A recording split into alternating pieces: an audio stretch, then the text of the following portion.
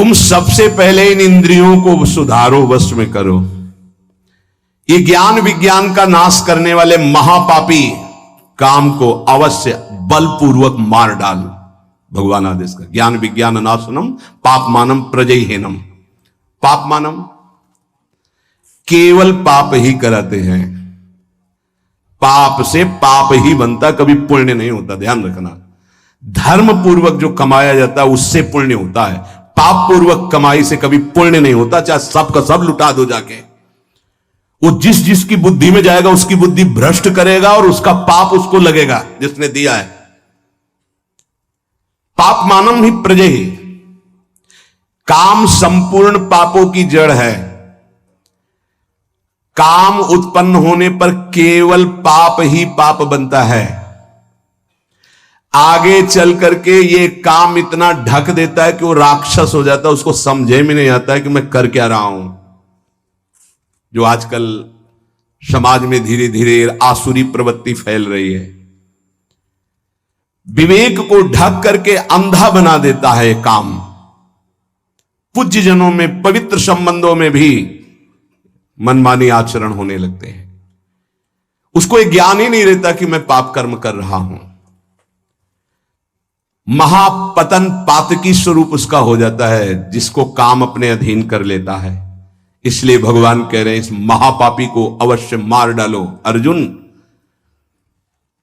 जैसे कुछ लोगों की सोच, सत्संग सुना तो लगा गृहस्थी मार्ग ठीक नहीं, चलो छोड़ देते हैं। दो मार्ग हैं भगवान के ही बनाए हुए, एक निवृत्ति मार्ग, एक प्रवृत्ति मार्ग।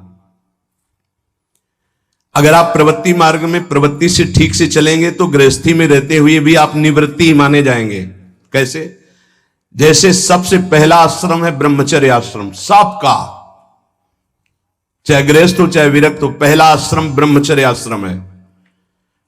कुछ ब्रह्मचर्य आश्रम से नैष्ठिक ब्रह्मचर्य को चले जाते हैं निवृत्ति मार्ग में, और कुछ ब्रह्मचर्य आश्रम से गृहस्थ आश्रम को चले जाते हैं, पर सबसे पहला आश्रम ब्रह्मचर्य है। पहली नींव बर्बाद। कहां ब्रह्मचर्य का पालन, हमारा जो धर्म कहता है उसके अनुसार कहां पालन हो रहा है? जब तक पाणिग्रहण ग्रहण संस्कार विवाह नहीं हुआ तब तक ब्रह्मचर्य का आदेश शास्त्र में वो असमर्थ हो गए। आज अगला गृहस्थ धर्म, जिससे पाणिग्रहण ग्रहण किया आजीवन उसी के प्रति भाव रखना। संतानोत्पत्ति धर्म रूपी काम, आगे चलकर आपको वैराग्य हो जाएगा, अपने आप वैराग्य हो जाएगा, भोगों से वैराग्य हो जाएगा, क्योंकि धर्मो रक्षते रक्षिता। आप धर्म से चल रहे थे, इसलिए तीसरा मार्ग वानप्रस्थ। अब वो अंदर से उसके अंदर व्याकुलता पैदा होने लगती, बहुत समय नष्ट हो गया भोगों में, क्योंकि पहले ब्रह्मचर्य था, पुनः ब्रह्मचर्य का अभ्यास जागृत होता है और फिर संन्यास क्रम से आ जाता है। और वो नैष्ठिक ब्रह्मचर्य से सीधे, अब ऐसे सत्संग सुना और आपने सोचा कि नहीं, भजन करने के लिए हम संसार को छोड़ देते हैं, तो किस संसार को? बहुत ध्यान देने का विषय, किस संसार को? बोले इसको नहीं, इसको नहीं, इस संसार को। अगर इसका राग लेके भाग के जाओगे तो किसी भी गुफा में जाओ, काम वहां भी तुम्हें अपवित्र कर देगा, वहां भी तुम्हें नष्ट कर देगा, क्योंकि वो तुम्हारे अहम में बैठा हुआ है, किसी घर दुकान मकान में नहीं बैठा हुआ है, वो तुम्हारे अंदर अहम में बैठा हुआ। अहम में बैठे हुए काम का त्याग, घर में रहता हुआ वो सन्यास निवृत्ति मार्ग का पथिक हो जाएगा। और अगर अहम में काम बैठा हुआ है तो गुफा में बैठा हुआ भी वो प्रवृत्ति में उतर जाएगा काम की। ये बड़ा सूक्ष्म विषय है। इसलिए हम प्रार्थना करते हैं कि काम छोड़ने का विचार किया जाए। काम का मतलब है मलिन भावना, कामना। ये जो हमारे अंदर उद्देश्य बनता है भगवत प्राप्ति का कि हम सब छोड़ देते हैं, तो किसको छोड़ देते हैं? शरीर राग को छोड़ देते हैं, इंद्रिय विलासिता को छोड़ते हैं, अहम में कामना को छोड़ते हैं। बाहर भागने से काम नहीं बनेगा, इसको समझना होगा। अगर कामना छूट जाए तो सब ठीक हो जाएगा। जब मनुष्य कामना रख करके कोई भी वेश धारण कर ले, कहीं भी चला जाए, तो काम उसे भ्रष्ट करता ही है।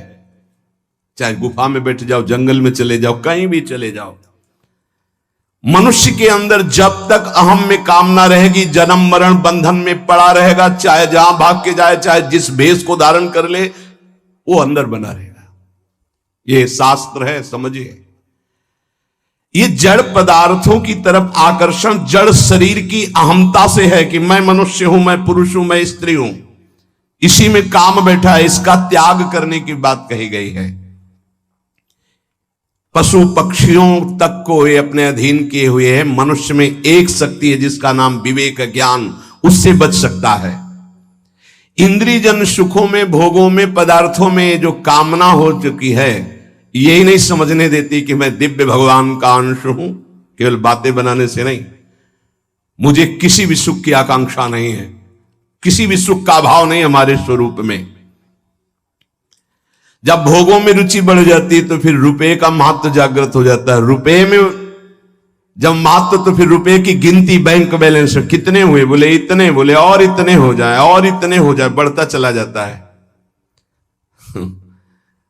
धर्म को, शास्त्रों को, उपासना को उपास्य देव के लिए किया जाता है, बैंक बैलेंस के लिए नहीं।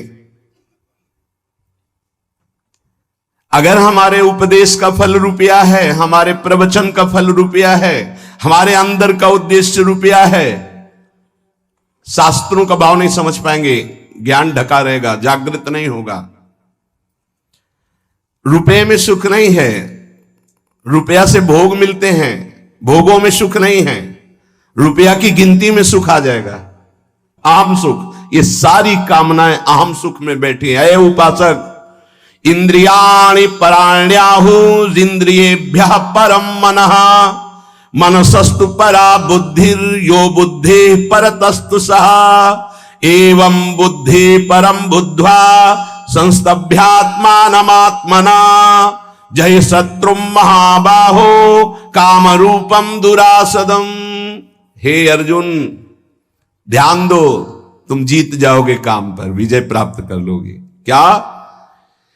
इंद्रियों से, स्थूल शरीर से श्रेष्ठ, सबल, प्रकाशक, व्यापक और सूक्ष्म मन है।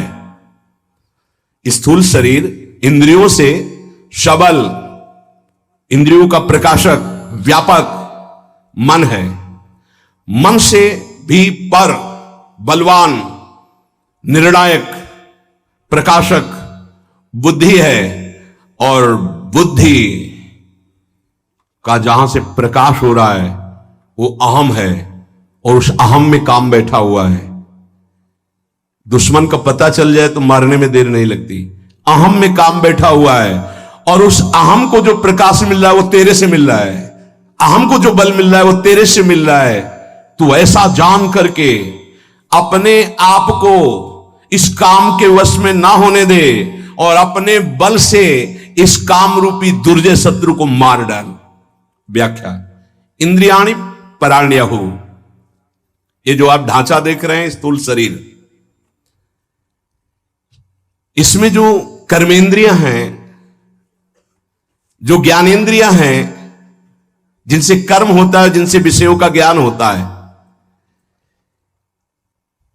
ये बहुत बलवान इंद्रियां हैं। अपने स्वरूप में आ जाएं तो अज्ञानी पुरुष से कुछ भी करवा लें। ये बहुत बलवान है। ये प्रवचन से नहीं रुकती, ध्यान रखना। प्रवचन देने और सुनने से नहीं रुकती हैं, ये भजन से रुकती है। जितना भजन करोगे उतने ही आप इंद्रियों पर शासन कर पाओगे, नहीं तो बातचीत केवल रहेगी। मुख्य बात हमारी समझ लीजिए, अनुभव की बात कहता हूं, जीवन भर की बात कहता हूं, संतों की बात कहता हूं, शास्त्रों की बात। जब तक आपके पास नाम जप रूपी बल इकट्ठा नहीं हो जाएगा तो ये बातें सुनोगे, समझ में नहीं आएगी। समझ में आ जाएगी तो जीत नहीं पाओगे। जीतने और समझने की बात केवल भजन से होती है। भजन में रुचि बहुत कठिन है, इसलिए खूब प्रवचन हो रहे हैं, पर प्रभाव उसका बहुत कम जनों के हृदय में पड़ रहा है। उन्हीं के हृदय में पड़ेगा जो नाम जपना शुरू कर दिए हैं। जिनका नाम जप जितना प्रबल है, उतने प्रवचन का प्रभाव दूसरों पर पड़ेगा, अपने ऊपर पड़ेगा। भजन, ये तो आप निश्चित समझ लीजिए। बारी मथे घृत होए बरु सिकताते बरु तेल, बिनु हरि भजन न भौतरिया सिद्धांत अपेल। बिना भजन के बातें ही बातें रहेंगी। पर्यो प्रवाह काल के कदापि छूटी है नहीं, चाहे जो और उपाय कर लो, अगर नाम जप नहीं किया तो काल के प्रवाह से नहीं बच सकते। ये महाबली नाम तुम्हें महाबल प्रदान करेगा। हर समय चतुर शिरोमणि वही जो हर समय राधा राधा राधा राधा। इंद्रियां विषयों से बलवान है। अगर हमारी नेत्र इंद्री कहीं अंदर तो बाहर सामने विषय रखा हो नहीं घसीट पाएगा। विषय से श्रेष्ठ पर इंद्रियां हैं। जैसे बाण बनाने वाला बाण की नोक में ध्यान दिए तो श्रवण इंद्री काम नहीं कर रही है, राजा की सवारी निकल गई, उसको पता ही नहीं चला। अगर हमारी अंदर से इंद्री कहीं और लगी हुई है तो बाहर कोई विषय नहीं खींच सकता। शब्द स्पर्श रूप रस गंध, इसलिए कहा शब्द स्पर्श रूप रस गंध से बलवान और पर इंद्रियां हैं। और इंद्रियों से पर, इंद्रियेभ्यः परम मनः, इंद्रियां मन को नहीं जानती हैं, मन इंद्रियों को भी जानता है और विषय को भी जानता है। ये रहस्य को समझिए। अभी सब उल्टा है। विषय ने इंद्री को खींच लिया, इंद्री ने मन को खींच लिया, मन ने बुद्धि को अधीन कर लिया और बुद्धि के अधीन हम हो गए। जैसा निर्णय होता है हम भटकते चले जा रहे हैं, यद्यपि बहुत बलवान है। भगवान कह रहे तुम समझो अर्जुन, विषय में इतनी ताकत नहीं जितनी ताकत इंद्रियों में है। प्रबल है इंद्रियां, बलवान है। इंद्रियों में इतनी ताकत नहीं जितनी ताकत मन में है। इंद्रियेभ्यः परम मनः, इंद्रियां मन को नहीं जानती, मन सभी इंद्रियों को जानता है और विषयों को भी जानता है। इंद्रियों में इतनी सामर्थ्य नहीं जितनी मन में है। कैसे? जैसे श्रवण इंद्री ये देख नहीं सकती, ये चख नहीं सकती, ये स्पर्श सुख नहीं बता सकती, यहां से गंध सुख नहीं, केवल शब्द सुन सकती। शब्द एक इंद्री एक शब्द। और मन हर इंद्रिय से देख सकता है, सुन सकता है, सूंघ सकता है, सब कुछ कर सकता है। वो इंद्रियों का बलवान स्वामी है। इंद्रिय अपने विषय को जानती, जैसे घ्राणेन्द्रिय ये केवल गंध को जानेगी बस, यहां से शब्द का परिचय नहीं मिलेगा, यहां से रस का परिचय नहीं मिलेगा, केवल सुगंध का परिचय मिलेगा। त्वचा केवल स्पर्श को जानती है, यहां से गंध का परिचय नहीं मिलेगा, शब्द का परिचय नहीं मिलेगा, रस का परिचय नहीं मिलेगा। रसेंद्रिय केवल रस को जानती है, यहां से गंध का परिचय नहीं मिलेगा, यहां से स्पर्श का परिचय नहीं मिलेगा। रसेंद्रिय रस को जानती है, रसना केवल रस को जानती है, शब्द स्पर्श रूप और गंध को नहीं जानती। नेत्रेंद्रिय केवल रूप को जानती है। ऐसे अलग अलग इंद्रियां, ये जानने वाली ज्ञान इंद्रियां हैं और भोगने वाली कर्मेंद्रियां हैं। और इन 5 ज्ञानेंद्रिय 5 कर्मेंद्रियों को पूर्णतः जानने वाला ये मन है। उल्टा ये हो गया कि इन इंद्रियों ने मन को फंसा लिया है, हमारी दुर्गति का कारण। मन इन सबसे बलवान है, सूक्ष्म है, जानकारी है उसको, पर वो फंस गया इंद्रियों को। इंद्रियां फंस गई विषयों में। यद्यपि विषयों से बलवान इंद्रियां हैं, इंद्रियों से बलवान मन है, पर विषय ने फंसा लिया इंद्रिय को, इंद्रिय फंस गई मन में। अब कह रहे हैं मनसस्तु पराबुद्धि। वैसे सच्चा इनका स्वरूप यही है कि विषयों से बलवान इंद्रियां हैं, इंद्रियों से बलवान मन है और मन से बलवान बुद्धि है। मनसस्तु पराबुद्धि, मन बुद्धि को नहीं जानता, लेकिन बुद्धि मन को जानती है, इंद्रियों को जानती है, विषय भोगों को जानती है। मन कैसा है? बोले इस समय शांत है। मन कैसा है? बोले लग नहीं रहा, शांत है। ये ज्ञान किसको? बुद्धि को। ठीक है या बेठीक है, इंद्रियां कहां भाग रही, मन कहां जा रहा, सारा निर्णय बुद्धि करती है। बुद्धि मन को, मन के संकल्पों को, इंद्रियों को, इंद्रियों के विषयों को, सबको जानती है। ये सबसे श्रेष्ठ प्रकाशक, बलवान, व्यापक और सूक्ष्म है बुद्धि। या बुद्धि परतस्तुषा। अब जो बुद्धि निर्णय करती वो अपने स्वामी से पूछ के करती। स्वामी जानते कौन है? अहंकार। इसी अंतःकरण में ये मन कह रहा है कि ये भोग लूं, हाँ हाँ भोग लो। बुद्धि बड़ा सुख मिलेगा, मन कह रहा है हाँ हाँ ठीक है। ये देख लूं, ये छू लूं, ये सूंघ लूं। और अहंकार में बैठा हुआ चोर ये काम है, इतनी ऊंचाई पे बैठा, इसीलिए जल्दी मारा नहीं जा सकता। ये बहुत सूक्ष्म विषय भगवान वर्णन कर रहे हैं। काम कोई ऐसा नहीं है। कहां बैठा है? बोले बुद्धि जो निर्णायक है उसके ऊपर बैठा हुआ है, अहम के अंतर। ये जो देहाभिमान है इसी के अंतर काम बैठा हुआ है। या बुद्धि परतस्तुषा, बुद्धि का स्वामी ये अहंकार है। इसलिए वो निर्णय करता है, यार मेरी बुद्धि नहीं कहती कि मैं करूं, वो अहम बोल रहा है। ये बुद्धि जो भी करती है अहम की अनुमति से करती है। मन जो भी करता है वो बुद्धि की अनुमति से करता है। बुद्धि मन ये अहम सहित अधीन हो गए भोगों के, इसीलिए एक काम वही अहम में बैठा हुआ है। बड़ा सूक्ष्म विषय है। अपने को परम स्वतंत्र मानता है पर अधीन है बुद्धि, मन और इंद्रियों के, इसलिए इसकी दुर्गति हो रही है। ये अहम जो अंतःकरण का है ना, या पूरा चैतन्य है ना पूरा जड़ है, ना जड़ है ना पूरा चैतन्य है। इसमें दोनों मिले हुए अंतःकरण वाले में, इसीलिए इसका त्याग करना होता है। शुद्ध अहम में ब्रह्म स्वरूप है। यह अंतःकरण का अहम मिश्रित है। चैतन्य घन आत्म स्वरूप का पावर ही इसी अहम पे पड़ रहा है। और ये जड़ अंश शरीर को स्वीकार किए हुए इसी जड़ अंश में, मैं स्त्री हूं मैं पुरुष हूं, काम बैठा हुआ है। वास्तव में ये अहम काम में रहता है, वहीं से भोग की इच्छा प्रकट करता है। और सुख दुख का भोक्ता जो अहम है उसी के अनुसार बुद्धि चलती है, और बुद्धि के अनुसार मन, मन के अनुसार इंद्रियां, इंद्रियां विषयों में। सीधे अहम विषयों से आकर्षित है। पूरा सिस्टम उल्टा हो गया। मैं देखना चाहता हूं, मैं भोगना चाहता हूं, मैं सूंघना चाहता हूं, पूरा सिस्टम गंदा हो गया है। नहीं, जिसे कहते हैं पूरा सिस्टम भ्रष्ट हो गया, पूरा सिस्टम गिर चुका है। इसी की साधना हो रही, ये भगवान उपदेश कर रहे हैं। भोक्ता भोग भोग्य, भोक्ता मैं, भोग्य भोगने की क्रिया, और भोग जिसको भोगा जा रहा है। ये तीनों मायाकृत हैं, तीनों जादू का तमाशा है। ना कोई भोगता है, ना भोग्य है, ना भोग है, फंस गए। इतना आकर्षण भोगों में है कि भोक्तापन का जो अहम है, एक तरफ भगवान है, वो भगवान को छोड़ देगा, भोग को स्वीकार कर लेगा। ऐसे ही अपने लोग किए हुए हैं ना।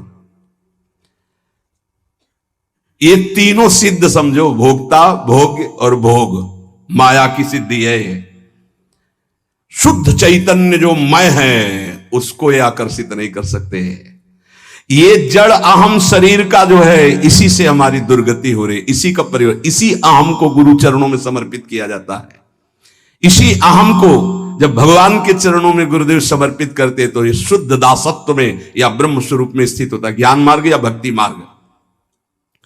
ये जो चैतन्य से अहम प्रकाशित हो रहा है अंतःकरण का, ये सबका आश्रय, सबका आधार, सबका कारण, प्रेरक, श्रेष्ठ, बलवान, प्रकाशक, व्यापक, सूक्ष्म, ये है।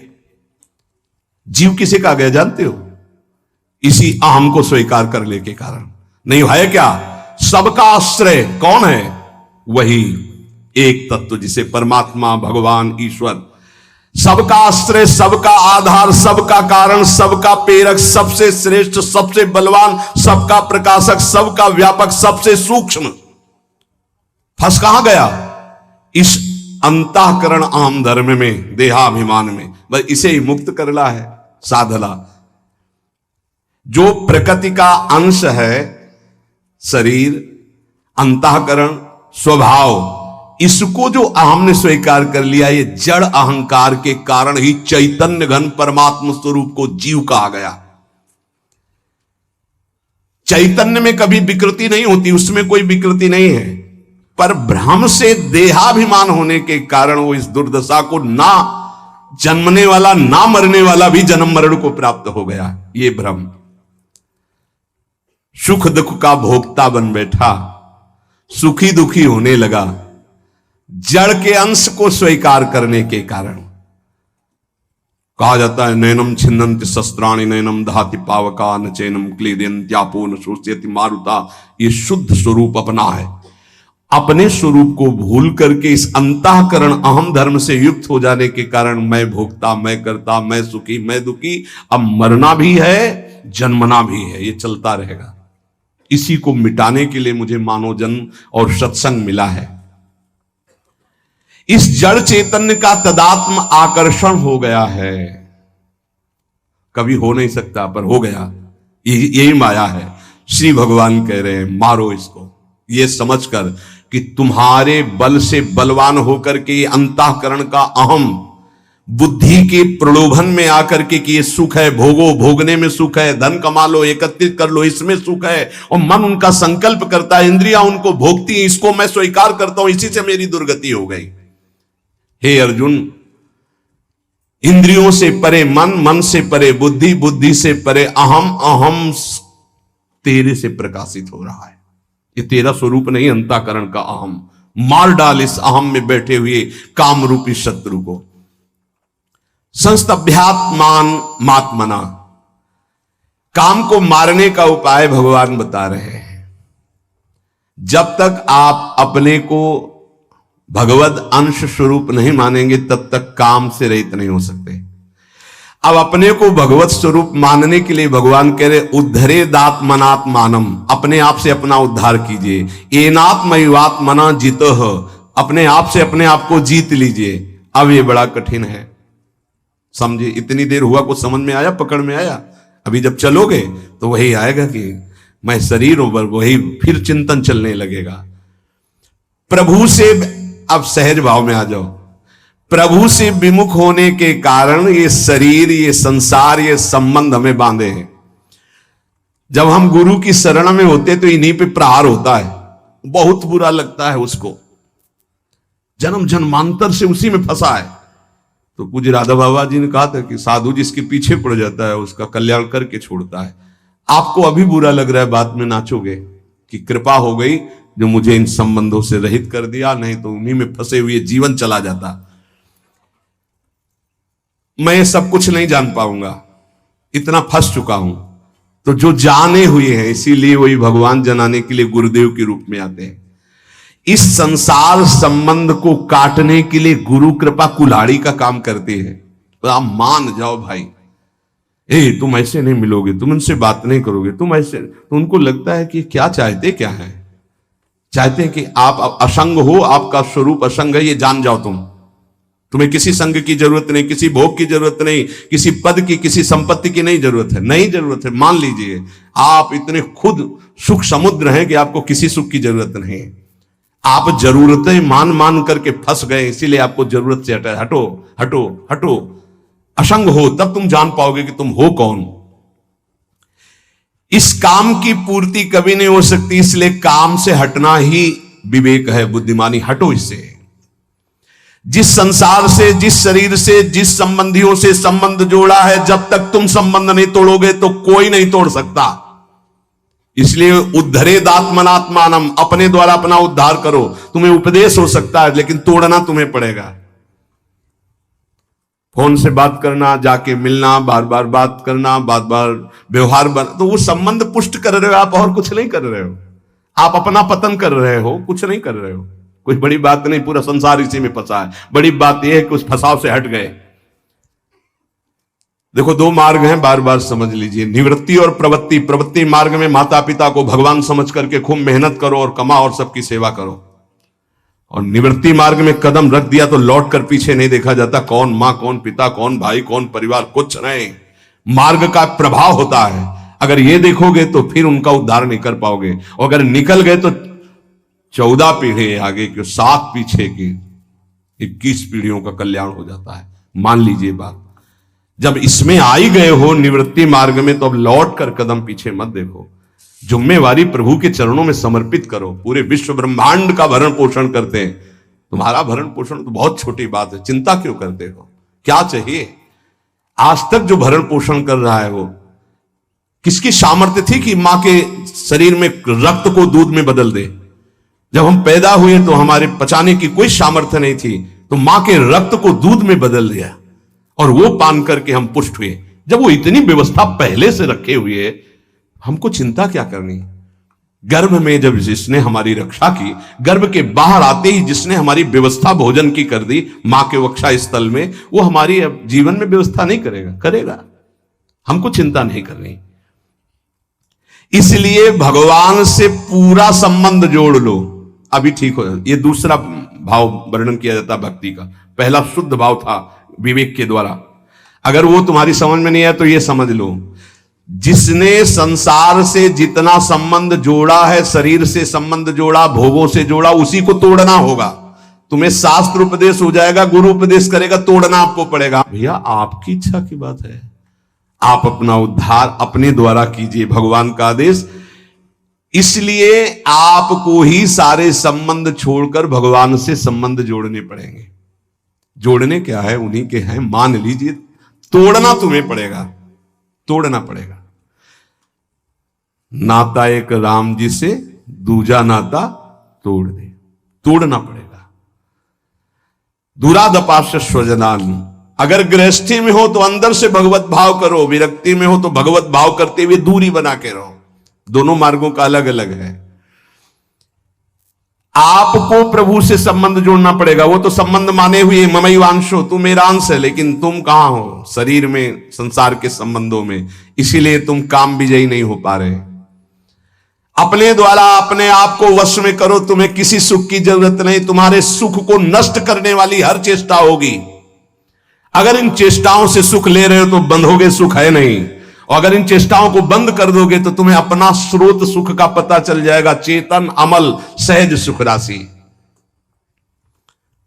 जय शत्रु महाबाहो काम रूपम दुराशदम। हे महाबाहो,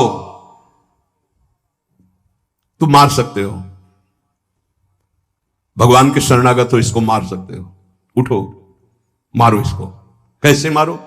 सारा संबंध श्री भगवान से, पूरा भार श्री भगवान को, हर क्षण उनका स्मरण और कर्तव्य का पालन। और जहां तुम्हें लग रहा है कि मैं नहीं जीत पा रहा हूं, वहां पुकारो, बल मिल जाएगा, जीत जाओगे। टूटो मत। ये सुविधा माया इसलिए दे रही है आपको कि आप आगे मत बढ़ पाओ, भगवान को प्राप्त न कर पाओ। ठुकराओ इस सुविधा को। जो आंतरिक सुविधाएं भागवतिक है उनको स्वीकार करो, बाह्य सुविधाओं को उतना जितना जीवन की यात्रा के लिए आवश्यक है, बस निकल जाओगे।